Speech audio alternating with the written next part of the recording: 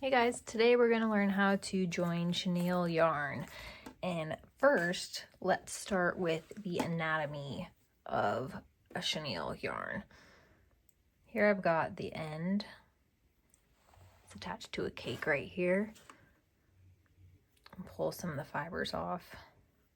In the middle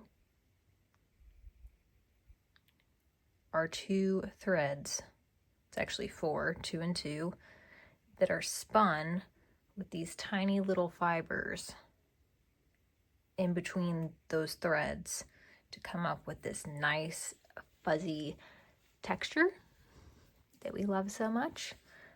It's kind of a pain to join though, so I'm going to teach you how to perform surgery so your chenille joins will not come out and they will not make a fluffy mess all over your finished project when you wash them.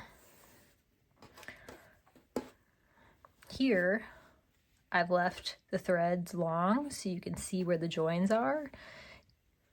It's on this cream as well. But this shows you I've washed both of these in garment bags on gentle cycle, outside of garment bags, not on gentle cycle, trying to see if this method was actually going to work, and it does. We have not budged at all. So after this video, I'll snip these short and kind of tuck them in where you can't see, but these are where I've done all my test joins. Let's get started. All right, I've crocheted a starting chain, a row of single crochets, and then a half row of single crochets. Come to the end of my metaphorical skein, and I need to attach the same color or any color so I can keep crocheting. Let's get my hook out of the way. Here's where the surgery begins. I'm going to start with the strand working on my swatch. I'm going to gently pick off about an inch and a half of the soft chenille fibers. So I'm left with these two strands here that make up the center of the yarn. And you want to do this a little at a time, because if you like go way down here and try and pull, it's going to knot, and then you're going to be even more aggravated. So just take little pinches at a time until you get a nice little stack of fuzzies going. Now the yarn's naturally going to split into two separate strands, which are 2 threads apiece. We're going to take those, we're going to knot them together to keep the unraveling from continuing to happen. So I just tied a simple knot, tie it down. I'm extra cautious, so we're gonna do 2 knots, pull it tight. Okay, set it aside. Here's what it looks like after I've performed the first surgery. Great, set it aside. Now, our new skein, where we also have an end, let's perform the same surgery on that. Start pulling off the chenille fibers. So you're exposing the center 2 threads.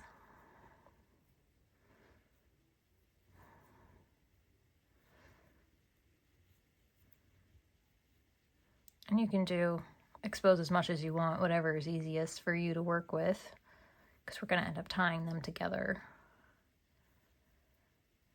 That's probably enough. And let's find where they naturally want to split. Here it is. So 2 threads in each hand. Oops. Tie a knot.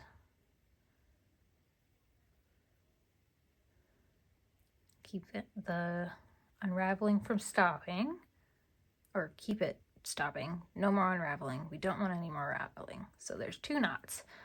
So it looks the same as the one attached to our work. So now we have these threads and these threads And you may have guessed, we're gonna tie these together. So I'm just gonna pull them gently together. Tie a knot. Making sure they don't creep away from each other too much. There's a knot. There is a little hole there. I'm not super picky about it. You could cut it and redo it, but we definitely aren't going to tie another knot.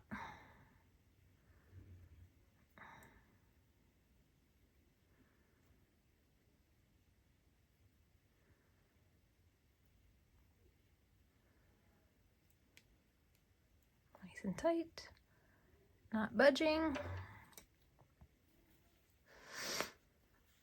And keep on doing our single crochets. And I just crochet right over it and then find where they are and work them to either the front or the back. It doesn't matter, they can be snipped now. And there you have it. So, okay, Jenna, we've attached two ends together. What do you do about the end that's all by itself? Your starting thread, and then eventually when you get to the end of a project, your ending thread where it's just one all by itself. Great question. I'd love to tell you. Let's pull that up so it doesn't come out. We're going to take our darning needles, thread it,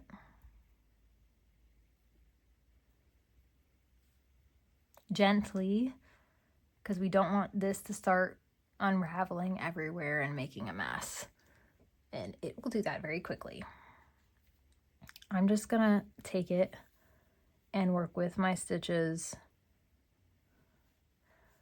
down a couple. And when you pull here, pull very gently, very gently. And I found a single crochet that I can loop it through. All right, we've worked into our work just a little bit. And I'm working on the right side, which, let's flip her over and work on the wrong side, because we're going to tie straight to the work. All right, here we go. We're around this little guy, this leg of the single crochet. We don't need this much. Chop her off. Start performing surgery. And we want to take all these chenille fibers off all the way down to the work. So you're left with just those center white threads.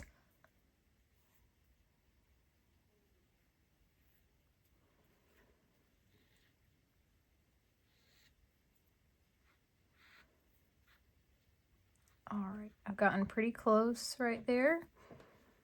It's naturally splitting into those two separate parts. We'll tie those two threads in a knot, but that's just securing the strand itself from unraveling anymore. That's all we've done. So let's take one of the strands. This darning needle might be too long, let's see. And we're gonna end up tying it around one of the posts of our stitches. So now I've got one thread on each side of the post of this single crochet. And I'm just gonna tie it